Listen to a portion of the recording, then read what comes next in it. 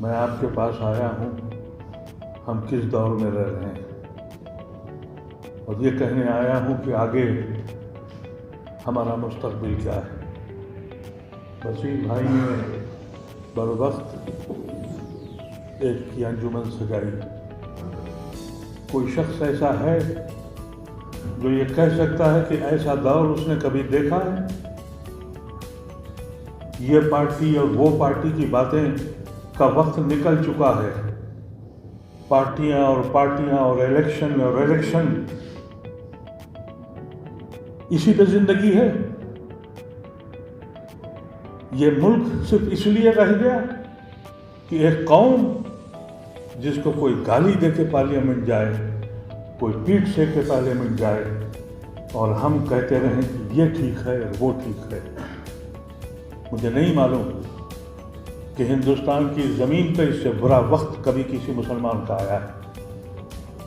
सियासी जमातों ने मायूस किया है, मिली जमातों ने मायूस किया है। अपने अपने वजूद को और अपनी जमात के सबकत हासिल करने के लिए घरों में बैठे हैं। जो दर्द मेरे दिल में है वो आपके दिल में भी है, वो एक मजदूर के दिल में भी है, एक रिक्शे वाले के दिल में भी है, लेकिन बोलने की हिम्मत आप में नहीं है। जो कौमें डर जाएं, सहम जाएं, उनका कोई मुस्तकबिल नहीं होता।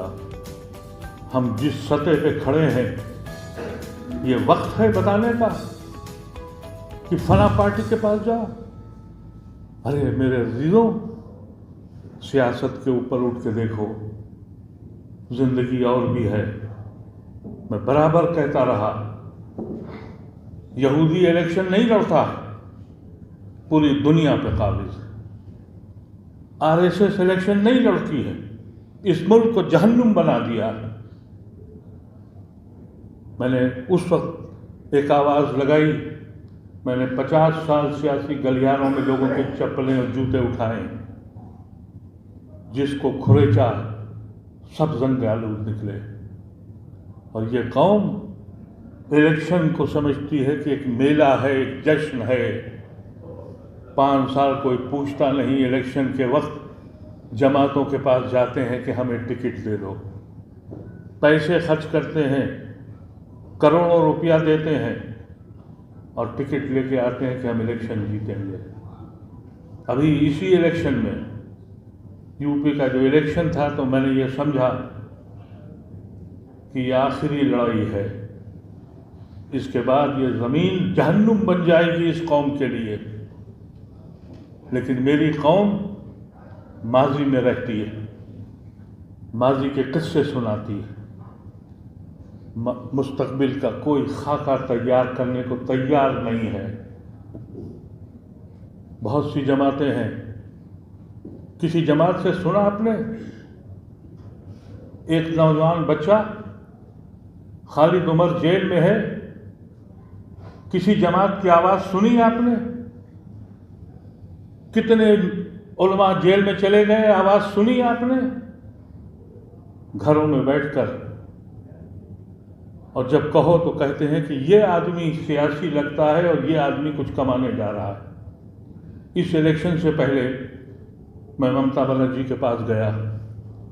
मैंने हर पॉलिटिकल पार्टी को लिखा कि देखिए, 25 से 30% लोग हमसे नफरत करते हैं, वो हिंदू राष्ट्र चाहते हैं, और जब मियाँ की फ़ोटो देखते हैं तो उनको हिंदू राष्ट्र दिखाई पड़ता है, और मोदी और योगी उसके आइकॉन हैं। अगर आप 25 से 30% वोट से ज़्यादा पे बात करें तो लड़िए। जब लालू से मिलने गया तो उन्होंने कहा कि क्या बात करते हो, 40% लोग। सबसे मिला, सबसे कहा कि अगर ये मिल के नहीं लड़ते तो मेरी गर्दनों पे क्यों लड़ते हो? बदनसीब हो तुम लोग, तुम्हारे नाम पर इलेक्शन होता है, कौम यूनाइट होती है, तुम कैपिटलिस्ट हो। एक इलेक्शन छोड़ दो, कह दो कि हम इलेक्शन नहीं लड़ेंगे।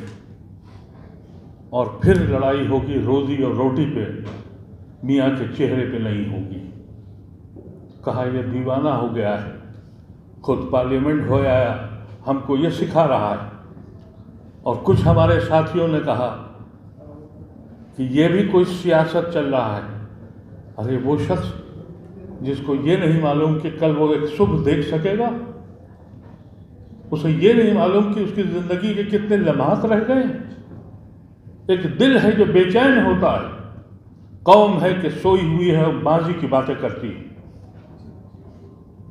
मैं आपसे कहना चाहता हूं, सोचा है आपने, मैंने जब ये अल्फाज कहे कि दुनिया में इस वक्त हिंदुस्तान वाहिद मुल्क है जहां सबसे ज़्यादा गैर महफूज मुसलमान है, तो एक मौलाना का इल्म आया कि दुनिया का सबसे बेहतरीन मुल्क हिंदुस्तान है मुसलमानों के लिए।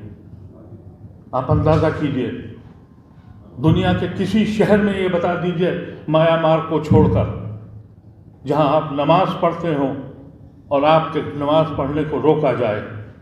कोई मुल्क ऐसा बता दीजिए जहां ये कहा जाए कि तुम्हारी लड़की क्या लिबास पहनेगी, हिजाब पहनेगी या नहीं पहनेगी, वो हम बताएंगे, कानून नहीं बताएगा, कॉन्स्टिट्यूशन नहीं बताएगा, हम बताएंगे। वो चंद लोग खड़े होकर ये कहेंगे कि तुम हलाल खाओगे या हराम खाओगे, ये वो गुंडे तय करेंगे, सरकार खामोश रहेगी। जिस समाज में पुलिस और इंतजामिया बेईमान के साथ साथ कम्युनल हो जाए, अदालतों को सुनाई न पड़ता हो, उनकी समझ में ना आता हो, उस माहौल में हम खाके बनाएं कि इस पार्टी को दें या उस पार्टी को दें। आपको किस जमात ने और किस पार्टी ने इस इलेक्शन में पूछा था? पूछा था किसी ने? आप भाग भाग के गए, आपको स्टेज पे भी नहीं बिठाया गया। एक लाइन से खड़े होकर 86-87% वोट आपने डाला कि हमको तो उसको हराना है, बीजेपी को। और उसी पार्टी के सामने इलेक्शन के बाद एक गुंडा खड़ा होता है मस्जिद के सामने कि मैं लड़कियों का बलात्कार करूंगा। किसी ने आवाज लगाई? कुछ एहसास हुआ आपको? आपने कैसे जश्न मनाए, 25 जीत गए और 30 जीत गए। कोई निकला सड़कों पर? कब तक सोए रहेंगे आप लोग? कब तक आपकी समझ में नहीं आएगा कि आप जहन्नुम के करीब खड़े हैं और बेहिस हैं, एक मुर्दा लाश है जिसको सोचने और समझने की सलाहियत भी खत्म हो गई है, जिसकी आपस में एक दूसरे से इख्तलाफ। मैं आज भी आपसे कहता हूं, खुदा गवाह है कि मुझे कोई सियासत नहीं करनी है, न कोई ओहदा लेना है। सिर्फ ये चाहता हूं कि आखिरत मेरी ठीक हो जाए। मैं जानता हूं कि अल्लाह तबारक व तआला ने जो मुझको दिया, मैं उसका मुस्तहिक भी नहीं था। सब कुछ दिया उसने मुझे, लेकिन अब सोचता हूं कि जब अल्लाह के दरबार में जाऊंगा, अल्लाह कहेगा कि तुमको दौलत भी दी, शोहरत भी दी, पैसा भी दिया, और हमने हमारी कौम के लिए क्या किया। ये वो कौम जिसके लिए कहा गया कि नेमत बना के भेजी गई, जहमत बन गए हैं ज़मीन पर। हम अभी भी मस्त हैं, बोलने और समझने की हिम्मत नहीं है किसी में। आज मेरे चलने से फिरने से मैं आपको बयान नहीं कर सकता हूं कि मेरी अंदर से कैफियत क्या है, लेकिन दिल है कि रातों को नींद हो जाती है मेरी, और किसी और वजह से नहीं, अपनी कौम की वजह से। अभी भी ज्योग्राफी बन रही है और कैलकुलेशन हो रहे हैं। अरे एक बार तो हिम्मत करो, सबको आजमा लिया। कहो कि हम नहीं वोट पे देते हैं, कहो इन जमातों से कि अगर तुम हमारे लिए नहीं खड़े हुए तो हम हिस्सा नहीं लेंगे, और हमारी गली में वोट मांगने आए तो पैर तोड़ देंगे तुम्हारे। और नहीं तो जिस वक्त हमारे बच्चों को जेलों में डाला जाता है, तुम हमारे साथ क्यों नहीं खड़े होते? जब हमारे बच्चों को लूटा जाता है और जेलों में फंसाया जाता है तो तुम सामने क्यों नहीं आते? आप जानते हैं इस मुल्क में आप जिंदा क्यों हैं?